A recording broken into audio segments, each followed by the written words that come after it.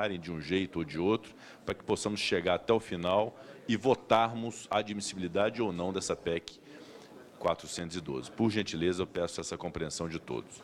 Próximo inscrito, o deputado Chico Alencar. Presidente, deputados, cidadãos e cidadãs que acompanham esta sessão da Comissão de Constituição, Justiça e Cidadania, o que nos honra muito, quem dera que nossas votações e debates precedentes, tanto nessa comissão como em todas as outras, e no plenário, que às vezes tem as galerias restringidas à população, pudessem ter esse acompanhamento. O Poder Legislativo deve se orgulhar de ser o mais fiscalizado de todos.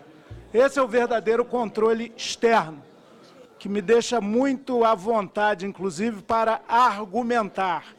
Mas acho que vaias e aplausos são legítimos desde que não interrompam o orador. Ao final, como aconteceu agora, perfeito, isso é saudável e democrático.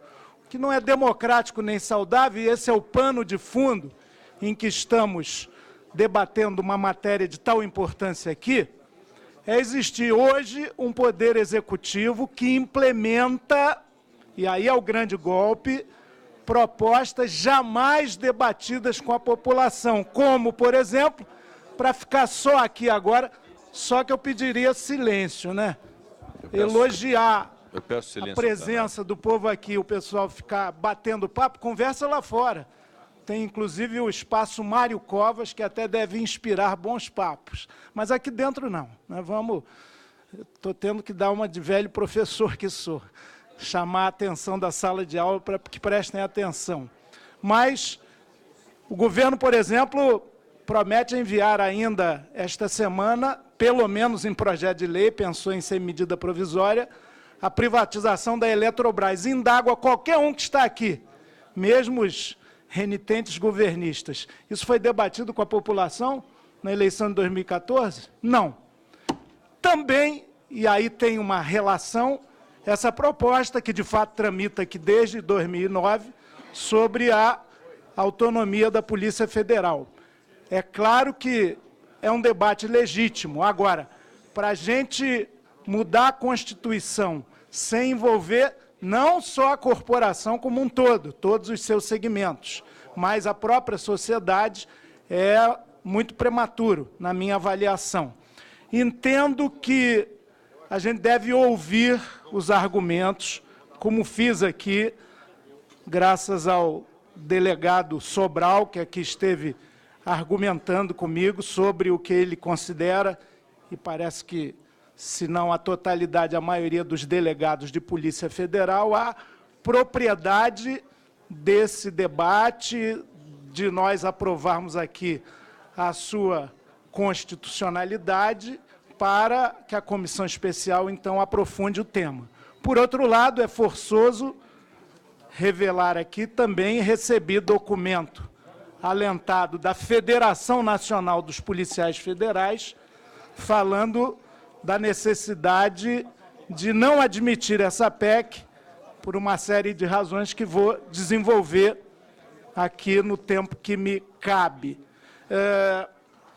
E talvez o documento mais recente, porque exarado há pouco, derivado da reunião do Conselho Superior do Ministério Público Federal, e que tomo a liberdade de ler aqui, porque ele é dirigido ao presidente da comissão, Rodrigo Pacheco, e, por extensão, a todos os membros, titulares suplentes e a todos os deputados federais.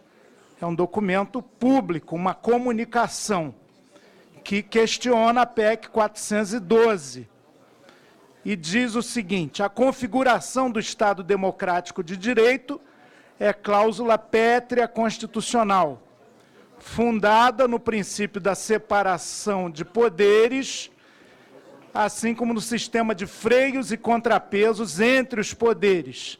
Nesse sentido, argumenta o Conselho Superior do Ministério Público Federal, a proposta contém vício que deve importar sua inadmissibilidade.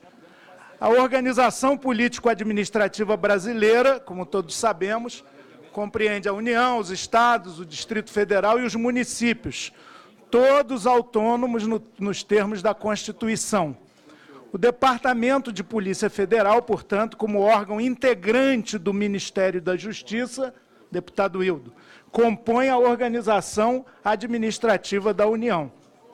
E, olha, nós somos insuspeitos para, inclusive, concordar com esse argumento, porque nós, do PSOL, e não só nós, temos uma posição frontal de crítica ao governo e não achamos que, por isso, tudo que atrapalhar a vida do governo, somos especialmente críticos a algumas posturas mais recentes do próprio ministro da Justiça, notadamente em relação ao Rio de Janeiro, não porque deixou de falar verdades, mas porque generalizou. Ainda assim, nós achamos que o Departamento de Polícia Federal deve permanecer como órgão integrante do Ministério da Justiça, que, por sua vez, é derivado sempre de um governo eleito por modelo que precisamos aperfeiçoar, na medida em que o poder econômico tem comprado mandatos, não só de executivos, mas também de legislativos. Portanto, degenerado a própria ideia da democracia representativa. Prossigo na leitura da nota do Conselho do Ministério Público Federal. A proposta visa conferir autonomia a uma instituição armada, a Polícia Federal. Defendemos também o monopólio da força para certos setores mandatados pelo Estado de Direito democrático. Autonomia, isso aí é um parêntese meu também. Autonomia significa ausência de subordinação, de modo que atribuir autonomia funcional, administrativa e financeira à Polícia Federal é retirá-la da categoria de órgão do Ministério da Justiça, com as consequências de subordinação e hierarquia próprios, e colocá-la num patamar em que o direcionamento de suas ações serão definidos interna corporis, fragilizando controles democráticos. Mais um parênteses meu. É verdade que aqui e ali, tanto o Judiciário, deputado Vadir, quanto o próprio Ministério Público, desbordam, mesmo tendo controle externo, que precisa ser aperfeiçoado, de suas funções, aqui e ali. Portanto, esse é uma espécie de vício da República Brasileira que precisa ser combatido. Todos os poderes, quanto mais empoderados, mais tem a tentação do abuso. Isso é uma realidade. Não vou nem citar exemplos do legislativo, porque incomoda alguns e não vem ao caso aqui agora, mas também abusamos do poder que temos. Então, os controles democráticos, aqui a nota do Ministério Público faz referência, precisam ser aperfeiçoados e precisam ser cada vez mais efetivados. A polícia é órgão estatal que representa o emprego da violência estatal no seio da sociedade. A atividade de inegável importância, mas que por imperativo democrático deve ser submetido a controles rigorosos na defesa dos direitos fundamentais do cidadão. O uso da força pelo Estado pressupõe a cedência legítima realizada pelo povo através do sufrágio. Aliás, fiz referência a isso aqui. De modo que o monopólio da força somente pode ser validamente exercido por agentes hierarquicamente subordinados às autoridades democraticamente constituídas, sendo imperiosa a necessidade de vinculação e subordinação das polícias ao poder civil pelos órgãos legitimamente eleitos. A proposta, diz a nota do Conselho do Ministério Público, vai contra todo o arcabouço construído pelo Constituinte originário para dar sustentabilidade às instituições democráticas nacionais. A concessão de autonomia funcional e administrativa à polícia, se aprovada, tende a afetar o controle externo da atividade policial pelo Ministério Público, assim como o exercício da supervisão da investigação criminal pelo titular privado da ação penal. O que se está pretendendo por meio da PEC não encontra paralelo no mundo. Não há qualquer exemplo histórico e no direito comparado que tenha admitido uma instituição armada, autônoma, em relação aos poderes democraticamente constituídos, o que por si só já é indicativo de quão temerária é a proposta. Em suma, mostra-se, sob todos os ângulos, patente a ameaça que a PEC 412, de 2009, representa ao Estado Democrático de Direito, evidenciando a inconstitucionalidade da proposição. Brasília, 7 de novembro de 2017, assinam a Procuradora-Geral da República, doutora Raquel Doge, e os subprocuradores Luciano Mariz, Alcide Martins, José Flaubert, Mário Luiz Bonsalha, Ela Vieco, Lindora Maria, José Bonifácio de Andrada, Nívio de Freitas Silva Filho e Luísa Cristina Fonseca Fristein. Muito bem, são argumentos relevantes que me sensibilizam mais do que a argumentação trazida aqui de forma muito substantiva e sempre gentil pelo delegado Sobral e por aqueles que defendem, nessa sala e fora dela, essa autonomia. Eu queria agregar, para encerrar, nos 4 minutos que me restam, que vejo, sim, dificuldades de funcionamento da Polícia Federal que não são diferentes da dificuldade de outras instituições, e aí falo daquela a qual, muito orgulhosamente, por concurso pertenço, como a universidade e as universidades federais.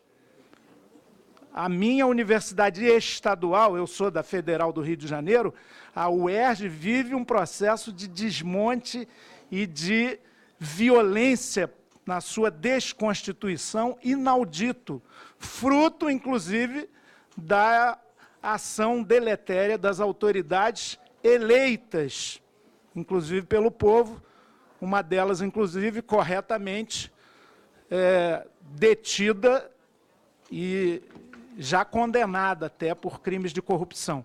Mas não vejo que essa autonomia garantiria na lei orçamentária algo de que a Polícia Federal hoje carece, e é verdade, mas a ponto de impedir a sua ação.